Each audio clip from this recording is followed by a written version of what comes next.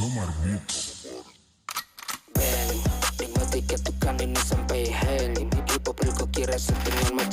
What is going on, guys? Welcome back to the True and New podcast. Oh my goodness, it's been a long week. It's been a long week. And it's even longer too. But anyways, guys, thank you for tuning in. We appreciate you coming out back on Thursday night, 7:30. Shout out to everybody who's been tuning in, commenting, following the podcast, listening to the podcast. YouTube is doing great also. I love it when people listen to the podcast. Yeah. What they say is not that bad. It's not that. Oh, really? We're doing the negative right now? Okay, sure. Yes. Whatever. But today, we're going to cut you off short, man. But today, we have a special guest with us. Yes. We have can I use the word? I hope it doesn't offend this person, but a bad ass person on the podcast. Well, why don't we ask her? Oh my God! You know what? Let's just get her on here, man. Let's just bring her on. Ladies and gentlemen, Miss Lauren Mary Kim in the podcast. Oh my goodness! Thank you so much, Lauren, for being here. Oh my God! It sounds like there's like a million people back there. I don't know, right? Yes. There's somewhere. I think they're under the table. Yes, there. Oh God, that's what that is. That's what that is. Dang, you need to clean up. Anyways. Yeah. Miss Lauren Mary Kim. Yes. Oh my gosh. I don't even know where to start. There's so much stuff to talk about. But first things first, thank you for coming on the podcast. We appreciate it. It's an honor to have you on here. First things first, tell us a little bit about yourself, where you're from, and how we got to what we're doing right now. Go ahead. It's all you. Man. So I'm actually from Stockton, California. I actually grew up as a dancer, and I had all these dreams of becoming a dancer in Los Angeles. I wanted to do tours and music videos and everything. So I moved to LA, and my first job was actually a Laker girl. Really? Yeah. Nice. Wow. And so I don't want to date myself, but I did do I was a Laker girl during the Kobe Shaq era. Oh my goodness. Yeah. You are so lucky. Nice. Yeah. That's awesome. I know. So I actually got to get like a championship ring. Really? What? Yeah. What? Get out of here. Isn't it crazy? It seems like a whole nother life. Like, I mean, like that was a different Lauren. Like, right. Looking outside. Yeah. I'm sure. That's crazy. That's crazy. Wow. Yeah, I know. So then, I was like, I did acrobatics as a child. Mm-hmm. And so I went to a gymnastic class and I just met some stunt guys and they're like, oh, we do stunts and you should do stunts. So I was like, what is this? I didn't even know what it was. Like no one talked about it. Like it was like an industry that no one even like really heard of. Mm-hmm. And then, I just started training and then I like fell in love with martial arts. I started in Taekwondo and then I went to Filipino martial arts and Wushu and Capoeira and Silat and JKD. And then it just kind of just my wealth or like my thirst for knowledge just got me into more the fighting and wire work and stunts. And I've been doing stunts for about 20 years now. And I thought it would be like a temporary thing. Like I thought like, maybe in 10 years, I'll just transition into like a real job, like a 9-to-5 job, because that's what that's what you're brought up to think what you should be doing. So, but no, I never did. I like just did this because I love it so much. And like, I feel like I have like, I'm a child at work. Like I get to do what I love to do. And I have so much fun. I don't know. So I'm still doing it. I'm still here. Were you surprised by how much you like the physicality of what you do? Yeah. I mean, it was an easy transition since I was a dancer. So I was so used to using my body as a tool. So it was just an easy transition. Yeah. So, considering the fact that the videos that you sent me as far as the stunts that you showed me, I was like, oh my gosh, how many times did this young lady get bumped into the wall, broke a leg, broke an arm? it's crazy because they're intense. They're intense. Yeah. How do you go doing the challenging stunts that you do? I mean, when you perform it, how do you do to prepare for it? I mean, for that particular time. It's funny because when I first started, I remember I like had to fall on the ground hard and I was like, oh my God, how am I going to do that? Like, I can't even imagine because your whole life, you're like grown to think like you shouldn't do that. Like, you know, right. when you get hurt, like, so then, you know, over the years you get in your brain, like, yeah, just do it. Like, you just throw yourself down. Like, it's like you condition your mind to think like, yeah, hit that ground, like hit the ground hard, roll over this, do that. Like, you just do it. You're like a soldier in a way. Right. So you retrain your brain to like to do things that society doesn't necessarily want you to do. Right. Been there every day. Every day. Like, society's telling me not to do something. You still do it. Shut up, common sense. I'm not doing it. Oh my gosh. I feel you, Mary. Sorry. Can you share an experience or memorable experience that you had while working? You know, I mean, the main one that I really want to talk about is the Mandalorian. I mean, that was amazing performance. I mean, for that, what's the character's name again? You know the character, the Mandalorian. No, the actual character she plays, the one who makes the steel. Bo-Katan? Yes. Okay. That fight scene was, I mean, all of them are amazing, but that one was just like, showed us how badass that character is. You can say it. I mean, when you were doing that, I mean, what was the mentality? I mean, what was going through your mind when you're doing? I know it's a constant choreographed thing that you have to do, but at that moment, did you like just get intense yourself? Yeah, I think you're talking about the armorer fight, right? In season 1. Yes. Yeah, I mean, I mean, in a way, you have to like set your mind up to like, you know, mentally have the drive to hurt these stormtroopers. So, you know, there's some bit of acting in there, you know.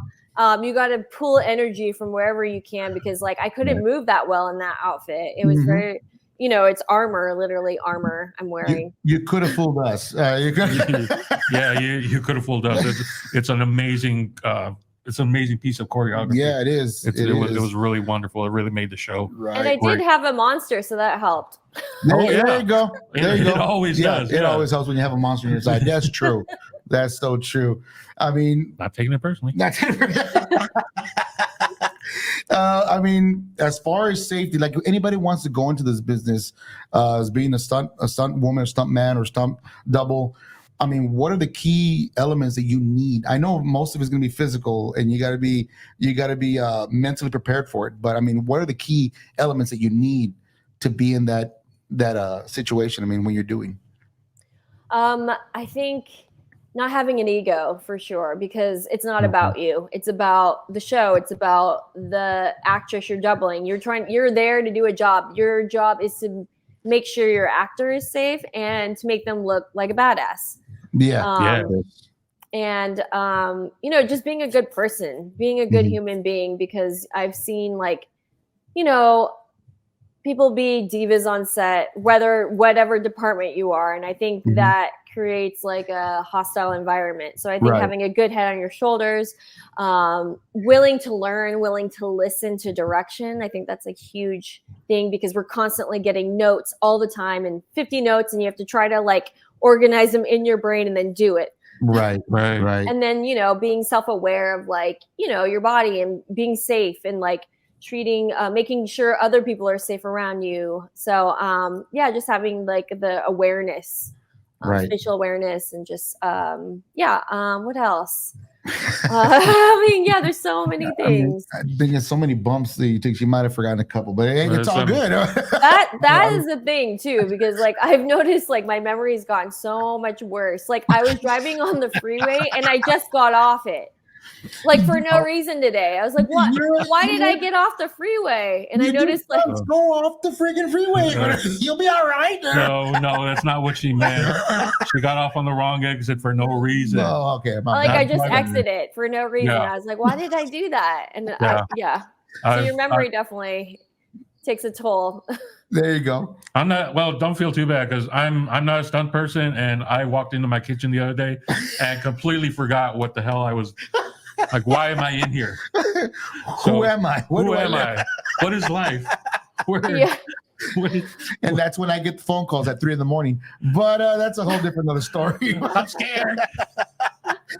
And you've done not only The Mandalorian, you've done actual video game play also. The one with what was it, Harley Quinn, Right. Wonder Woman, Catwoman. Catwoman. I believe is it Melina? I think that's the other one, correct? Yes. If I'm not mistaken. Doing those, that's a whole different aspect. Consider the fact that I believe you're in a green suit, if I'm not mistaken.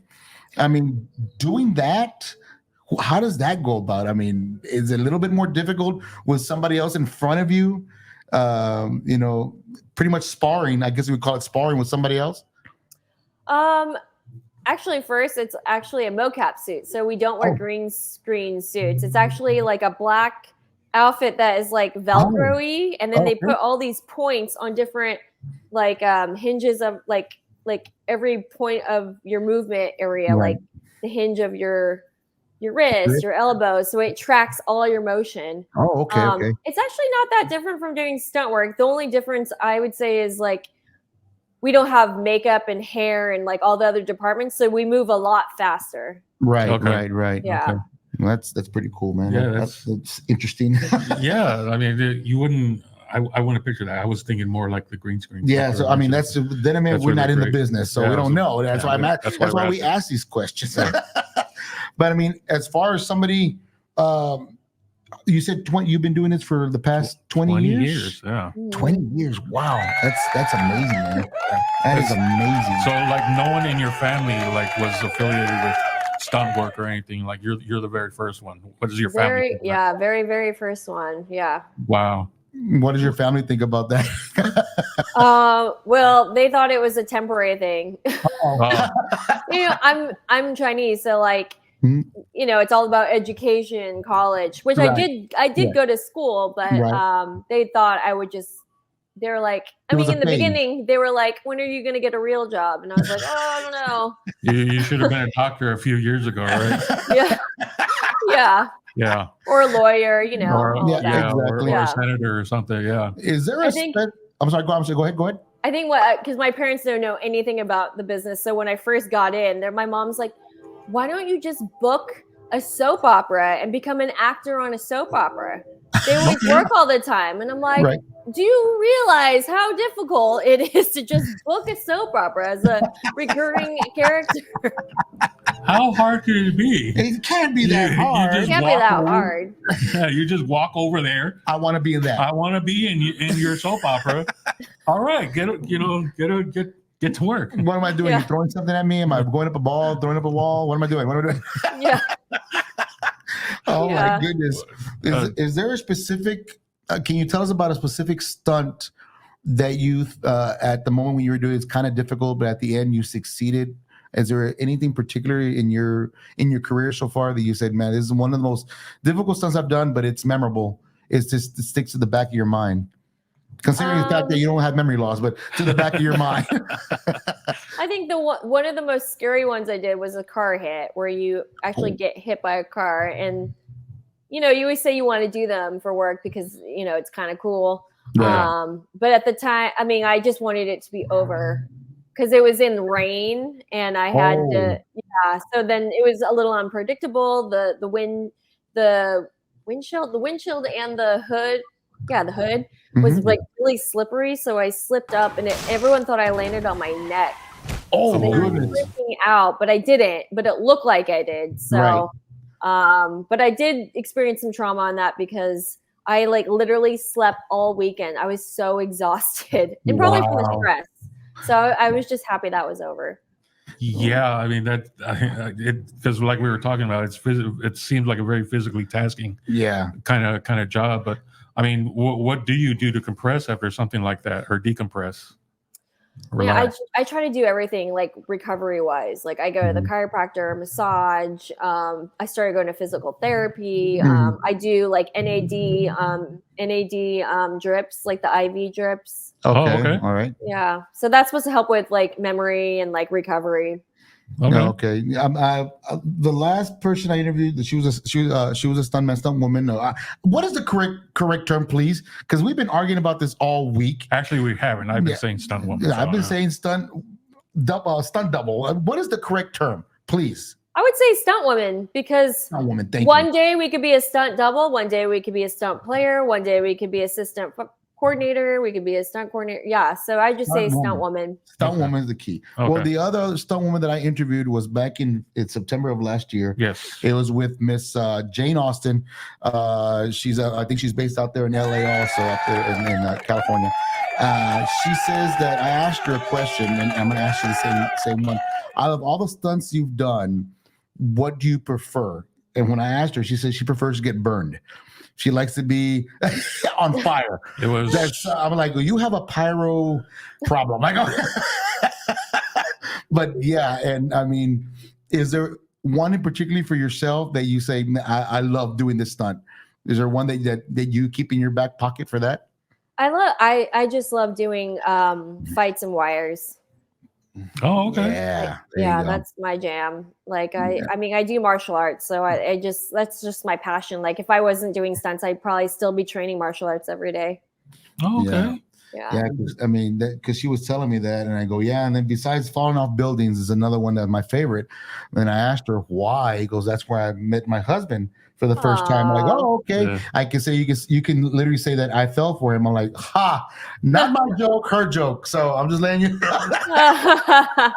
That's a good joke. I'd say it. You know, you want to say it. But I'm bummed. But thank you. But I mean, on the like Chu was saying, on the downtime, what are your hobbies besides before you go out there and do your stunts and all that good stuff? What are your downtimes? I mean, what do they look like as far as, you know, I don't know, like macrame. Yeah, exactly. I mean, what do you want? Movies? What do you like to do? Your hobbies, in other words, besides stunts. I'm like a big F1 fan, so I'm always watching the races. F1, okay. Yeah. Cool. Yeah, that's like my sport that I'm like obsessed with. And then I have 2 cats, so I'm like a huge cat lady. So like my Instagram feed is literally cat videos, F1, and travel videos because I love to travel. Sweet. Wouldn't it be awesome if there was an F1 driving cat? But there is. There is? Wait, really? Pull up YouTube. Pull it up right now, and this is who we're going to interview next. But who's your main F1 person? I named my cat Max Verstappen. Oh, okay. So Max, yeah, for Red Bull. Oh, are you guys fans? There you go. Yeah. There you go. Yeah, that's awesome. That's awesome. That's so cute. I know the week before we did have a schedule. We had your schedule for a podcast, and I know you're very busy. I mean, is there a film that you're doing at the moment, or you can't really talk about it, or can we dip into that? I'm in LA right now just hopping on different TV shows right now. Okay. A lot of shows got delayed because of the possible strike and our strike. We had the SAG strike last year. Yeah, right. I've been hearing about that. Right. And then there might be a possible IATSE strike. So that's why a lot of productions like halted or they're waiting. So I think that a lot of them might start in the summer. They're like in pre-production now. So it's been a lot of TV work right now. Oh, okay. It's hard to hear that, you know, when these groups are going on strike. That means that they feel like they're being slighted in some way. So yeah, you know, we like to support all the actors and yes, and everyone who works behind the scenes like yourself. Yeah, exactly. And hope that this comes to an amicable resolution for everyone. Exactly. I mean, it is a job. What you do, I know there's it's a dangerous job. It's a very dangerous job. It's a very man. taxing job. Yeah. How's your insurance, ma'am? No, you don't talk about your COVID. We don't want to know your copay. Just tell us no. It's like I was saying. We hope that everyone comes to an amicable decision because, you know, everyone suffers when stuff goes down like that. You know, people aren't working and people aren't being entertained. So it's just a lose-lose all around. So we really hope everyone comes to an amicable resolution with that. Eventually, hopefully it just comes to an end so we can get back to normal and get to watching awesome movies. Yes. All together, man. And we said that to really get to this question. Go ahead. You're the one who wants to ask it. Have you met Pedro Pascal? Okay, so I did see him in the parking lot while we were walking by. And Okay. then I think we did say hi, or we kind of met him, but that was about it. Okay. Now here comes the real question and the favor. Now that you said that, now that you've seen him, you know where he parks. Ken, do you think you can kick his butt? Oh my gosh. It's not so much a question, it's more of a favor. And why is that? He knows why. He knows why. He knows exactly why. Just tell him Chew from the Chew New Podcast. You've done a lot of movies that I've seen here. You go Rebel Moon, Quantum Leap, Candy Cane Land, Mortal Kombat, CSI Vegas, Mandalorian. We have Ghost. You did one here. Well, Stargirl is another one. The one that caught my eye was Black Dynamite. Oh my god! That one, I'm like, that is one of my favorite movies. That is like what we live on. Yes, we want to be Black Dynamite when we grow up. My favorite line out of the whole movie is when he's fighting the guy in the warehouse. And you see the shoe come in and hits him in the face. He goes, "Ha! I do that shit before I came in." That was like the most hilarious part of the movie. I could not stop laughing. It was just classic. Yeah. But I mean, you have Miss Marvel, you have Danger Force, and the list goes on. Well, first of all, tell us stories about Black Dynamite. Yeah. Oh my god, that was so long ago. I had no idea it would become such a cult classic. Yes. Yeah. Yes, it is. Wow. Neither did we when we first saw it. It was like, this is kind of a weird looking movie, but it was awesome. Yeah, it was. It kind of makes me want to watch it again. I mean, it's been so long since I've seen it. And did you know they made a cartoon on it? Yes. Wow. It was, Cartoon Network around midnight or something. Actually, the movie was based off of a cartoon that was made. I think it was a comic strip at first. Okay. And it actually got picked up. They made the movie, then they started making the cartoon. Yeah, and it's awesome, and I love it. I love it. It's one of my favorite movies. It really is a great movie. Yeah, but that caught my eye when I saw like she came on Black Dynamite. Oh my! I'm going to go back and really look for her and what she was doing. We will be looking for you. I think I doubled the blonde lady. Oh, okay. Yeah, so I think I was doubling on that. So yeah. All right.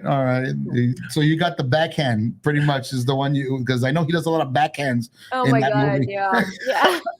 That's the greatest thing about our job. We just have so much fun on set. Like the most ridiculous things. Like I'll get called. Like I think the most ridiculous job I got called for was like, "Hey, you're a dancer, right?" And I'm like, "Yeah," and they're like, "Hey, we need like someone that can like go on the like just do some pole tricks and then like take a couple like reactions and fall, but you're gonna do it as a clown stripper."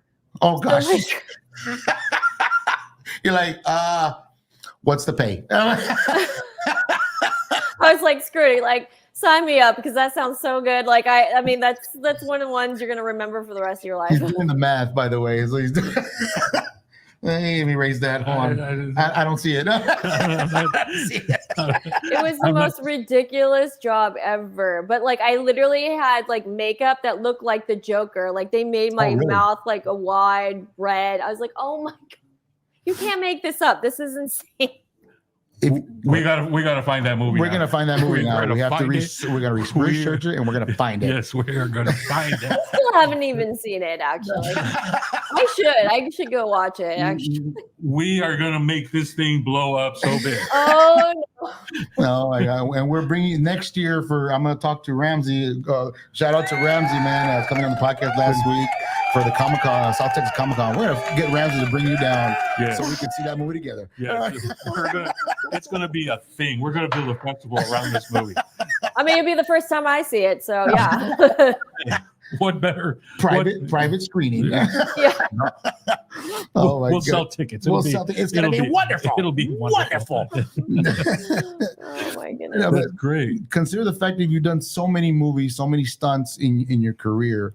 Is there one in particularly show or series that you would love to be part of that you say, man, I just hope I get the call, or you throw your name in the hat and say, hey, I'm in, just, give me the green light? Oh, for like future projects? Yes. Yeah. Oh, there's so many. There's like, I heard there's like going to be a Moana. Oh yeah, that's right. That's right. That would be really cool to work on. Of course, Mandalorian the movie would be like, I just want to, because I heard that would be the last one, right? Right. Yeah, right. You're right. Yeah. It's going to be the big one. It's going to be the huge one. Yeah. Yeah. So I mean, consider, like I said, I mean, so many movies. You are literally a diamond in the rough, man. Because I don't know, I've seen so many stunts from different people and everything, but watching that role that you sent me, I was literally going, ooh, ow, ah, damn. I'm like, Jesus. I was sitting next to him while I was watching it. Yeah, it was. I go, this lady must have great insurance, man. Especially that one where she gets pulled across the room into the back corner of the wall, into the television. That was crazy on that video. I'm like, oh my gosh, is that done by a pull rope? They pull you from your back and they stretch you straight back, or? Yeah, that's wire work. Yeah. Oh my gosh, that's wire work. That's amazing. Yeah, I mean, just we were talking about too, just the technicality of all of these things. Well, first of all, kudos to you for keeping everything straight and not getting hurt or anything. Yes. And kudos to everyone that you work with too. They're just amazing too, and we appreciate all the hard work that you guys do. Yes, yeah, it makes every film worth watching to see all those stunts. I mean, happen on screen. Yeah, and then having idiots like us try to do the same thing also and end up in the hospital for about a week. But Remember that time I hurt myself tying my shoe? Yeah, that was awesome. Yeah, that was great. That was a moment. Oh my gosh! But go ahead. No, go ahead. Well, I mean, Lauren, I want to ask you one of the final questions. I know we're trying to keep it short for a 30-minute interview. Final question for you: if you have a chance to speak to one of these upcoming stunt women, future stunt performers, yes. I mean, is there any advice you can give them? I mean, to reaching to that career they want to get to, doing films like you're doing. Hell, even doing acting, because I know you did a little bit of acting also on. I believe it was on The Defenders, if I'm mistaken, as Electra, right? Oh no, I was the stunt double for Electra. Okay, but I think Iron Fist. I had. Iron Fist. I'm sorry, Iron Fist. So I mean, any words of wisdom coming from you our way that we can pass this out to South Texas RGB down here? I think taking an acting class helps with our craft, to understand actors, to understand how characters work and how to get into character, because you're portraying a character, but you want to pay homage to your actor when you're doing the movement, and have a good understanding of emotions and how to portray it in your body. Right. I think staying humble is always I think for everyone in the world, but especially for stunts, because you could be on top of the world one day and then the strike happens or a pandemic, and what are you left with? End of the day, it's just work. So just stay humble. Shut your mouth on set. Don't run your mouth too much, because that can really annoy people on set. Right. I don't know. Sometimes I think saying less is more. Sometimes let your actions speak louder. Let your talent speak louder. I think, and just being a good human being, because people, end of the day, they want to work with people that they can stand to be around, and that's these connections with people is really important. And so just be kind to people. Be kind to people that are in your same category, that you're up against in the same job, because you know what, you could refer that person and they could refer you for a job. So it's always best to have that camaraderie. That's awesome. Well said. Build those human connections, because ultimately that's what matters. Yeah, exactly. That's what really matters. That's awesome. Being humbled, one of the it's the one thing that really matters most of all, because you could be on top one day, and at the bottom the next day. Yeah, so, exactly. But I mean, thank you. I mean, go ahead. But no, especially in a team environment. Yeah, especially in a team environment, especially choreographing all those martial art moves on film. You gotta be at point, because I mean, one wrong swing, one wrong kick, and you're in the wrong angle. Yeah, it's okay. Shut up now. Lauren, do you have any socials for your fans out there? Yeah, social media. So I'm on Instagram as Lauren Mary Kim, and also have a YouTube channel for all my reels and fights and stuff. Nice. Awesome. Those aren't how-tos. They're just reels, right? Just reels, yeah. Okay. All right. Do not follow her example, guys. It's just real. It's just entertainment. Don't do this at home. Do not do this at home. Exactly. Exactly. Okay. Unless you're between the ages no, of... no, just don't do it. Just don't do it. Just don't do it. Lauren, thank you so much. We appreciate you coming with us on the podcast. I mean, it's a blast. It's actually an honor to have you come on our podcast. Yes. Talk to all the fans down here in South Texas. And if you ever get a chance to visit, we highly recommend it. It's a great place to visit and vacation. So deep South Texas. I mean, we're kind of close to the border, but not that close. We're close enough. We're close enough. Oh, awesome. What city is it? We are located in Westlaco, Texas. Shout out to Westlaco, Texas. Westlaco, Texas. Yeah. And there's a lot more down here than just South Padre Island. I'll tell you right now. Yeah. So just to give you a heads up, we're adjacent to South Padre Island. We're adjacent to South Padre Island. Yeah. So whenever you get a chance, you're down here, hit us up, and we'll love to have you on the podcast live. Absolutely. If you ever come down for a con or whenever you just want a vacation. We got it on film because she's gonna say yes right now. No, yes first. Oh my goodness. No, Lauren, I appreciate you coming on. It's an honor talking to you, and we appreciate your time because I know you're very busy. Good luck on your journey. Continue doing all these movies, and please be careful. God bless you. Thank you so much. Please be careful. Appreciate it, guys. God bless you. All right. Thank you. Bye-bye. Bye. Bye-bye. Oh, goodness, guys. That was Miss Lauren Mary Kim. I kept on saying Marie all this time. I don't know why, but it's no wonder people hate you. They hate me. But guys, first I want to say thank you to our sponsors. Let me get it up here. Big shout out to Buzz Bull Creamery. Still with us. Sponsors. Thank you so much. Great place, man. Infused liquor. In your ice cream. Your ice cream. Liquor infused ice cream. Yes. What more? It's not for the kids, but you know. But sometimes mom and daddy need time off. Yeah. So you get a chance to come down south here in Westlaco, Texas, right here down South Texas Road. We're not even a couple of blocks away from where we're at.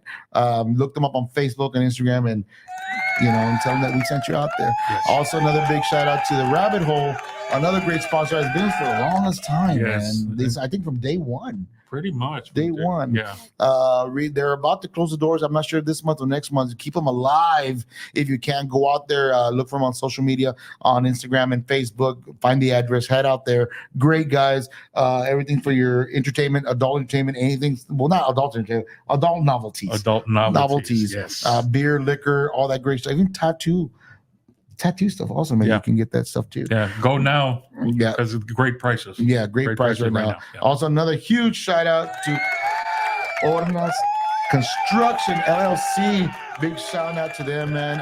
If you're thinking about building a commercial building or residential home, give them a call. Look them up on Facebook, Instagram, and TikTok. They also do remodeling. Yeah, renovations. They do yes. renovations. Great craftsmanship, man, that I've seen that they've sent me. You ever want to reach out to them, look them up on Facebook and Instagram and get all the information, or tune into the podcast onto our website or our Facebook page, and all their information is there for you guys to get connected. Absolutely. But guys, coming up next right now, guys, I took a little trip to Edinburgh, Texas. Big shout out to Press Start Gaming with Lalo Cortez. Big shout out to Lalo. And I met up with somebody over there. What the hell? Where was I? It's not important, but not important at all. You weren't there. It was so beautiful. But I got a special interview with Stephanie. What are you doing? It's not going to add up. It's not adding up. Stephanie Nadolny? Stephanie Nadolny. The kid of Goku? The voice of Kid Goku? And Kid Gohan and Kid Trunks. Big shout out to her. She gave us a great interview. Hope you enjoy it. And let's just shut up and let's just show you the video. Here we go. What's up, guys? Welcome back to the Chew Podcast, the second edition. This is part 2. You know who this is. You all know who this is. Hi, guys. It's Nadolny. Yes. Nadolny. Stephanie Nadolny. Stephanie Nadolny. Yes, the kid. Why am I saying the kid? OG, Kid Goku. And Gohan. There you go. Fine. He Trunks. That's so awesome. KKO from OKKO. Yes. Welcome back to the RGV. I love it. I love coming down here. Every time this is the second time I see you down here, and it's and first of all, it's an honor to interview twice. Yes. This is so awesome. I'm not stalking you or anything on Facebook, but I have been following. You go to a lot of conventions. I do. And it's wild. Weekends. It's wild. It's wild. Weekend warrior. Yes, weekend warrior. I've seen you up in. I think the last one I saw you was over in. The one I saw you on Facebook. It's somewhere. I think it was in New York. I think was in New York or LA. Or in LA. I can't remember. LA was last August. New York was November. Okay, I think that's the last one I saw. I saw that you were at. Like, oh, this lady's all over the place. Zip.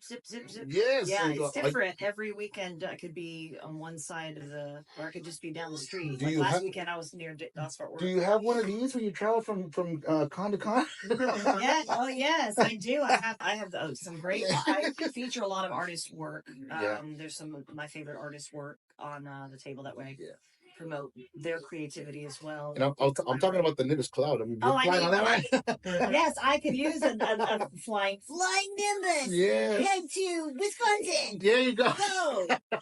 That's awesome. Or whatever. That's awesome. I am hitting some different some different spots this year. Right? Cool. In fact, the end of this month, I'll be in Wyoming, Casper, Wyoming, which is brand new, and then the weekend before that, I'll be in Ohio. So there's some areas I hadn't been to yet. Okay. So I'm unsaturated there, and I get to kind of pick and choose a little bit. And when you go to these concerts, you travel alone with would you go with people that are part of the cast also? It depends on what the guest lineup is like, and sometimes, every once in a blue moon I'll be the only guest. Sometimes they're smaller events, but right. Or comic book stores, like recently in New England comic book tour where I basically comic book store tour. It's a tour. Yeah, it's hard to say. It's all good. But anime, just kind of more focused on the anime spots and the pop culture comic book stores, and we basically just put it all together. And then I went up there, and I know some people up there now, and we just rode around with them, and then I take care of them, and we cover all the expenses and the gas and the food, and then we just go and have a good time. Yeah, that's awesome. So if I don't have a Comic-Con or an event that's like already set in stone, I'll have some free weekends to book things like that. I have a little bit more control over when and where and how. I do like to normally travel with my my agent. Well, he's my manager, my best friend, my boyfriend, my roommate, my bodyguard, my babysitter, my he's also my creative. He's also my business partner. Right. He's like a puzzle piece. So like he does a lot of the technology stuff, and he handles recording of my auditions. He works at a radio station, and he'll be retiring soon, so he'll be traveling with me. Right. I try to bring him anyway, but now once he's officially retired, I can bring him with me on pretty much all of them. And then I just can cover his ticket with my we just kind of figure it out as we go. Like this one, I'm solo. It's just kind of we got a little bit late start on planning this one, but right. Like I'll just head down there by myself. It's really just 48 hours. There you go. Fly in late Friday, go home Sunday night. There you go. And when you go do these events, I know the fan base is very big as far as Dragon Ball Z, and so on and so forth. Yeah. It's so huge. Is there any in particular fan that's like, wow, it's like a moment that you're like, it just grabs you? Yeah, I make friends with some of they start out as fans, I guess, and they come and get autographs, and next thing you know, we're hanging out, or we follow each other on social media, so we have a more prominent place in their life for Dragon Ball. Like one of my super fan friends, Stephanie, she's down Goshen 4, SSJ Goshen 4. She's got her own YouTube channel. Oh wow! She's been collecting since she was 11, and she's early 30s now. Wow. Got to be friends with her. And then Sophia up in the North England or New England area. There's a friend of mine up there named Sophia, and we got to be buds. In fact, she was the coordinator and agent on that booking tour. So I take care of whoever books me, or we just share. You share the wealth, and everybody's happy. Right. I try to do the win-win situations with the stores if they can benefit, and or if it can be like something fundraiser or help. Right. Some kind of local charity. I try to be a part of that kind of stuff too, because you gotta give back. No, yeah, I hear you. People that need our help, Yeah, and that's the cool thing about the podcast now. From the last time we talked, it's more about asking people like yourself, people that are in the business, helping the young entrepreneurs to know what to expect. Say somebody wants to do into voice acting, somebody wants to do theater, somebody wants to do movies. It's good. Yeah, try to get the inside track from the person that's been through there. Has been through the business. Right. Has already kind of navigated a little bit of the path. I mean, it's different for everybody. Right. And it's competitive as all get out. You got to be ready for some rejection and some no's, or maybe you audition for something and never hear back, and it's like, well, I guess I didn't get that one. I've heard that from people that we've interviewed. You got to have that thick skin. Yeah. Because sometimes you're gonna get a lot of no's, but you keep fighting till you get that yes. Yeah, I got to stay resilient and not take things personally, and just basically you audition or you do something and then you put it aside, and you're moving on to the next one. And if somebody reaches out, great. If you can manage it, and then go for it. Right. So, but yeah, right now I'm focusing on my appearances, doing a lot of booking of travel. Dan and I are coordinating a lot of the calendar. He also helps me with my website and my demos and auditions, and so he's kind of more technical. He's also my bass player in my band. There you go. And that's how I met him, was in the music industry in 2003. And he was bass player of the band I was hired to work in. Right. And so now, we've got a rich history with music and now with this voice acting. That's awesome. Appearance, meet and greet type stuff. Right. So. And as far as the music is concerned, are you gigging? Well, are you gigging? Are you gigging? Well, I gigged for a long time. That's my day. In fact, Dan was in a band that Bill Tillman, a guy from Blood, Sweat, and Tears, he was in a band, and I was in a band. We didn't know each other yet, but I was with Vince Vance and the Valiants. They started out in New Orleans in 1971. Okay. I joined in 91 and traveled with them for a while. I still get called to sit in, or like somebody gets sick. If I can do it, I do it. Right. Most of them are weekends, so they kind of clash a little bit. Okay. So I kind of have to pick and choose. Right. But the music is definitely not. I mean, it's kind of on the back burner. It's never going to be gone. Right. That's kind of where my roots are all in music and same with Dan. So I'm hoping to get back in the studio, record, because I've done some stuff where I've been, hired to do some like background vocals for people's original music, and then I have my own album that hasn't been released back in like 1997. Okay. So I'm going to try to get a hold of that and figure out how to get that out there if fans want to hear it. Right. Because a lot of my fans don't really know a singer. There you go. Animated themes. I did Kitty Grade opening and closing, Case Closed, and then Yu Yu Hakusho Sayonara Bye Bye was the main theme from that. Right. And I wasn't credited for whatever reason, but it's kind of a trivia thing at this point. It's exactly. like, oh, that was you, Because some of the Dragon Ball Z fans are also fans of some of these other shows. Right. They were kind of being dubbed around the same time. Exactly. And then, knowing that, this is going to be kind of difficult for me because, I'm not what you call like a huge anime person. I do follow Dragon Ball Z when Dragon Ball and Dragon Ball when it first came out. Right. Now that the oh god, I can't even say his name. He's no longer with us, and it shook the world. Akira Toriyama. Yes, it shook the world.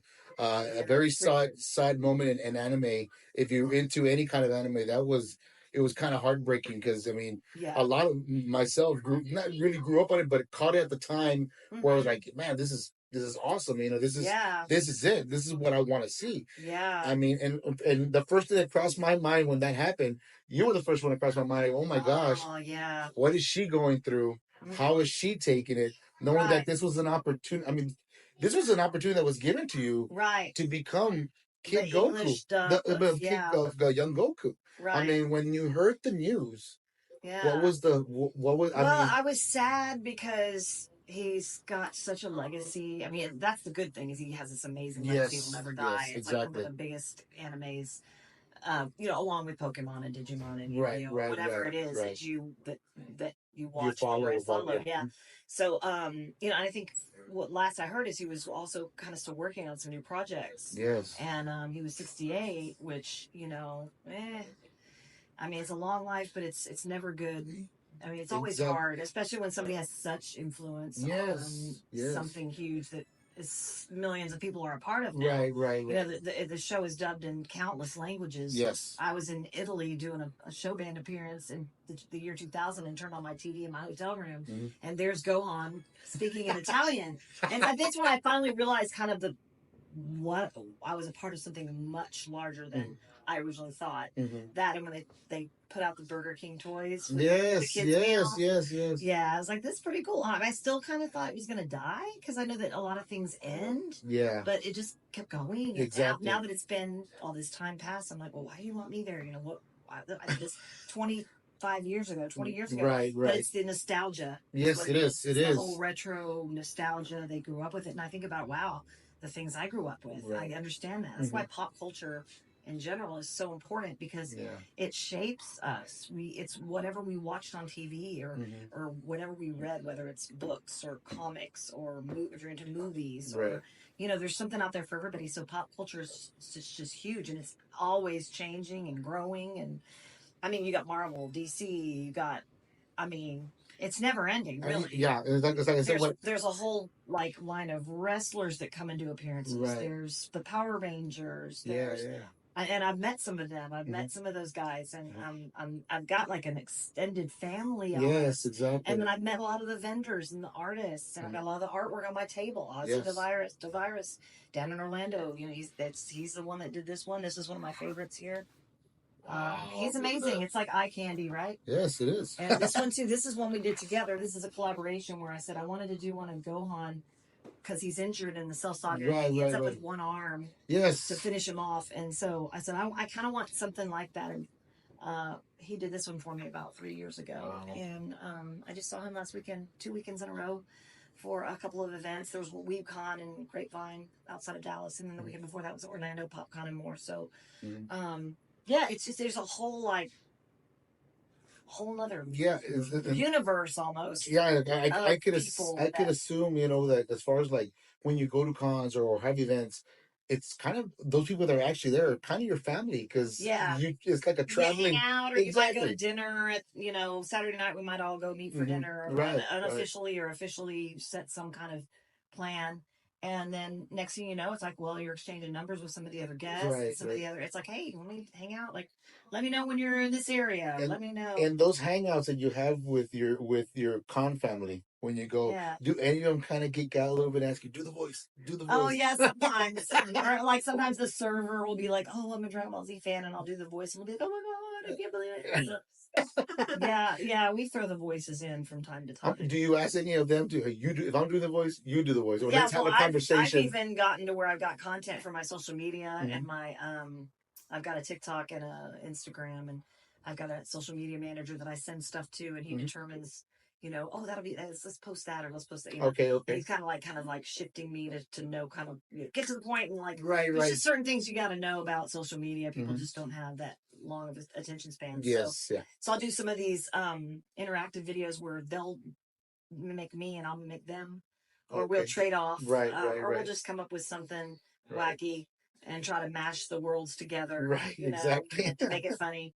And there's stuff that's always trending. Right. So, the thing right now is I'm a voice actor. Of course I'm going to use my voice when I check into a hotel. Or I'm a voice actor. Of course I'm going to wear shirts with my character on. Or whatever. That's kind of the thing. So I follow the trends and try to get content pretty much when I'm out in the field. When you're out on the field or out shopping or doing your thing, and you come across this little character, I mean, do you just say, wow? I mean, does it... On the merch. You're right. When you see it out in the open, I mean, you're not even thinking about it. It just pops up. Yeah. I mean, what crosses your mind when you see that? I mean, well, it's like it's just another reminder of how big the franchise is, and how it's just it's a legacy.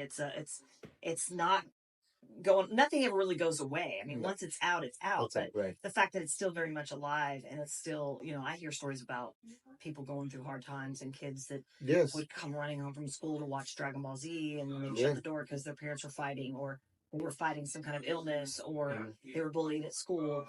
Those types of interactions are precious to me. Right. I wasn't able to have kids of my own. I wanted kids and wasn't able to have kids, and so I embrace and I'm open to the kids in front of me, which now they're you've got a huge family, a huge 30s. following. They're in their 30s. Yeah. I'm like, well, I'll just be the anime mom. There you go. There you go. Yeah. Because I had a great mom and she was very nurturing and sweet and kind. And so I just kind of feel like I'm kind of a reflection of her. That's awesome. And so, you know, these kids come up and talk about the things they've been through and it's very impactful. It makes me feel like I was really more of a part of something bigger than I even knew when I was in the booth recording. Exactly. And rewinding and fast forwarding and whatever we were doing back then, you know, releasing them on VHS tapes. And the same thing you're saying is when we interviewed Pete Capella, he says, there's a lot of fans that come up, you know, I'm asking, what do you want me to sign? And then they just tell me a story. Yeah. How that in particular character affected their life in a positive way. They were going through a dark time.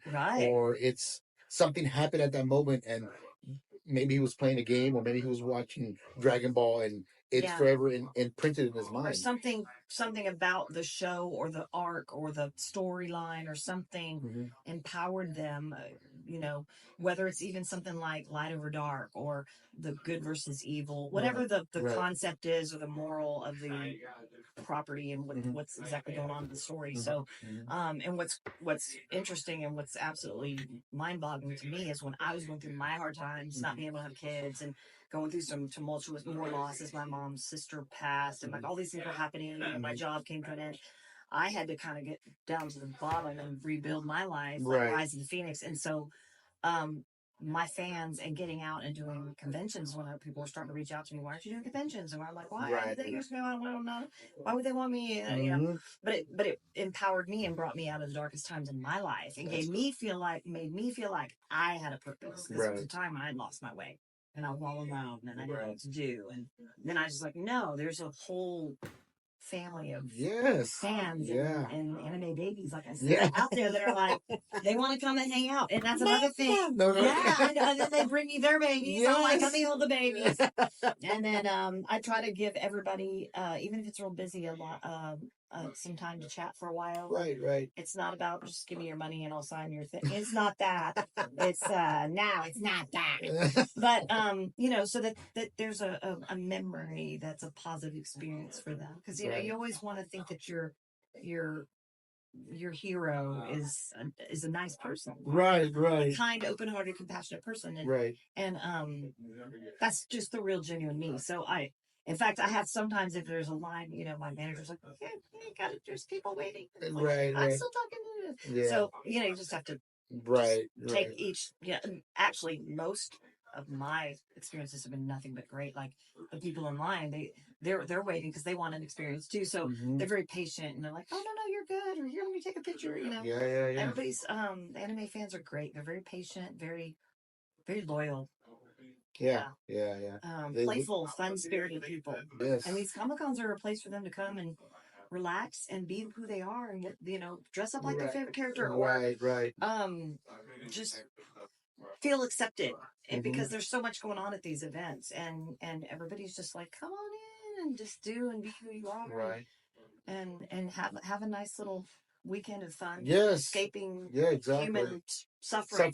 That we all escape from reality and come to a fantasy for a little while. Have some fun and make go out and meet people, like-minded people, people that support you, and then people make friends at these events that become their best buddies. Even from all over even overseas. Like I have some fans over in Australia and New Zealand. There you go. And we've done some podcast interviews, and I'll be going there this summer. So awesome. Yeah. Awesome. Yeah, I'm gonna be traveling quite a bit this year. Oh my goodness, you're gonna be all. You need one of these. You need. I need a flying nimbus. Flying nimbus, come to me now. And I need a power pole. There you go. Power pole extend to fight off the bad guys. The negative Nellies. I got you. Yeah, exactly. The bullies out there. And it's true what you say about the cons. You know, even in science like you're doing right now. I had a personal experience with my son. I took him to the Gamer Expo, and that's the first time we got to meet Sonic and Silver Sonic there at the episode. And my son, and by the way, this when this episode comes, this is actually a big support for Autism Month. My son is autistic, and it's weird, you know, when we got there. And it's so crowded. It's so crowded. It's a lot of people, but it can be overwhelming. It can be kind of overwhelming. But the cool thing is that my son was in line waiting for that autograph, and he was conversating with everybody. Something I have never seen personally as a parent. I see him. Yeah, he'll say something and then look away. And he'll say something and look away. But he was like in his element. Yeah. I was like, I choked up a little bit. I was like, that's wow. my boy. I go, yeah, and he was drawing on his phone little Sonic characters, and he showed it to Jason, and he showed it to Pete, and they were like, "You did this while you were in line?" He goes, "Yeah, I did it in my line." I was like, he even did a voiceover with Jason also. But the thing is that he was in the element, and he was in a comforting place. Yes, like a safety fortress kind of thing. Exactly, and that was the most beautiful thing I've seen as a father. Yeah, I'd never seen that. But I mean, that's why I say when voice actors, computer games, even cartoon TV shows, it's important not only for the older guy like me right here who likes to watch it, but the younger kids that are growing up that may have maybe in the spectrum, maybe a little difficult, maybe there's something wrong with them. Or they could be like have a social anxiety. Exactly. Or like, I don't know what to do or who to talk to, and I'm kind of like overwhelmed or sensory overload, and they have to take a break and stuff. Right. So yeah, it's always good to be open-minded and accepting of that. Yeah. And that's why I say I appreciate all the voice actors, especially you, Stephanie. You're great. Oh, I've been a big fan since I was a kid.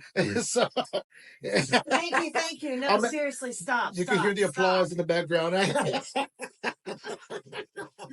But no, I appreciate. I'm gonna take too much of your time because I know you're gonna get more people walking and want to sign some stuff, and I know you're the tummy. You get a little hungry. Just like Goku. Yeah, exactly. No sensu beans here, so this is actually real food. I got sensu beans. Oh, you do? Yes. Oh, okay. I might just end up taking a pack for me. Lord, no. There you go. Oh, everybody got some. Yeah. That's awesome, Stephanie. It is a pleasure to come out here and talk to you for a second time. There is. Thank you. You'll be coming down the RGB again, if I'm not mistaken. You were saying? Yes, I'll be down this way in July 14th. July 14th, we're doing PokeFest. Put it down on your calendars. Come see this amazing person in line, in live. Bring your stuff to get signed, guys. Face to face, and making memories. There you go, man. This. I appreciate you being on the podcast for the second time. Hope this will be a third time again. We'll do it again. Yeah, and I'll make sure I bring that little baby clothing, the one I was telling you about. Oh, so you signed it for baby. Yes. Thank you, Lalo. Oh yeah. Thank you, Lalo, yeah. Also, thank you to Lalo. I was joking. No, he set this whole thing up, man. Good applause for Mr. Lalo, man. A great guy, bro. Great Start Gaming. Great co-host also on the Pika Pella interview. That was awesome too. It was a lot of fun. So, but guys, make sure you tune in every week, Thursday at 7:30 p.m. on Facebook Live. Thank you again, Stephanie. You're so welcome. It's so good to see you again. I'm shaking her head. I'm saying too now. We're gonna wash this again. Guys. No, you gotta wash your hands. Yes, please. Sanitize. Sanitize. Exactly. Thank you again, and I appreciate. Oh, it's my pleasure. Any last words here for your fans? All I can say is StephanieNadolny.com. I do have I try to put like some upcoming events there. As well as got some just funny demos and some music and some songs I've written and saying like Goku Gohan, which is kind of fun. Yeah, that's awesome. For the kids, for the children. And Instagram, I know you got to feed that little kid. The Instagram is just Stephanie Nadolny. I've got Stephanie Nadolny voice actress on Facebook, and I write back to everybody. It may not be right away, but I write everybody back. All my fans, all my animators. Yes, she does. She does. Yes, if you're going through something, I'll throw you some love and support. There you go. If there's something you want to do, or if there's if you want to know where I'm going to be and you live in New York or Maine, I'm doing something near Maine, like, reach out to me, and I usually have my schedule like 4 to 6 months out sometimes. Awesome. I say, hey, I'll be here, I'll be at that. Yeah, we will look forward to see you come back to the RGV again. Yes. And we'll be happy to, if we get a chance. I grew up in Eagle Pass, so South Texas is kind of an old stomping ground. There you go. We're hoping for episode 3 with Stephanie when she comes. Yes, part 3. Part 3. Peace. 3. Thank you once again. I appreciate you. Thank you. Bye, and guys, we will see you next time. Laters, Gators! That was Stephanie Nadolny. Yes. Nadolny. Great interview with her, bro. That was an amazing interview. Awesome interview. Had a lot of fun with her. What a legend. Yeah, she was great. Epic, man. She's so. You know, when you meet somebody, you know they're real. You know, they're people. They're people. You know what I mean? People. Yeah. And meeting her for the second time, it was awesome. It was a blast, bro. Well, meeting her the first time, you wouldn't stop talking about how great she was. I know. The second time, especially when she signed that canvas of Kid Goku for him, man. So that was great. That was awesome. She even sent me an interview. An autograph. Yes, she did. She sent an autograph picture to Chew. Yeah, man. It was great. That was awesome, guys. Thank you so much, guys, for tuning in. We got a lot. Brian, big shout out to Brian, Sean, and then we got who's this? Jesus. What's up? Awesome. I forgot our number one fan here. Here we go. There you go. 3, 2, 1. There you go, buddy. I'm sorry, late, but you got it. Better late than never. Better late than never, man. Guys, I appreciate each and every one of you that stuck around to watch the first interview with Lauren Mary Kim, stunt woman. Yes. Awesome stunt woman, man. Amazing stunt woman. You didn't get a chance to watch that, you can go back and watch the show after this, or wait for it to come out on YouTube, on our YouTube channel, so you can see where I butter it up, make it look real nice. All right. You know what I'm saying? Yeah. All right. Stop doing that. Sorry. But yeah, man, I appreciate every single one of you guys coming out, having some fun with this ugly thing and myself, man. And I appreciate it. And he has a bobblehead now. Yeah, Jay Leno. Yeah. All right. So, all right. We will see you next week. Yes. On Thursday, we have Jay Munoz coming in. Scheduled to appear. Great guitar player, guys. Yes. Another gentleman, very good. Hope he comes in. I'm hoping he brings his guitar with him. That'd be pretty cool to listen to. You know, what's gonna happen? I don't know. Probably hit you over the head, which I would love to see. I got a leg. Man, you had to take it off. You had a leg. The show's going on too long. I'm taking the leg off. Any last words, Chew? Taking my leg off. Oh God, guys! Thank you once again. We will see you next week at 7:30. It's almost off. And always, latest gators! Sajikan indah with the flow. Ku rasakan hype-nya saat setongkai di microphone berdering ya so me I'm on the show. Wait, sagabut sampai musik jadi tanpa dosa.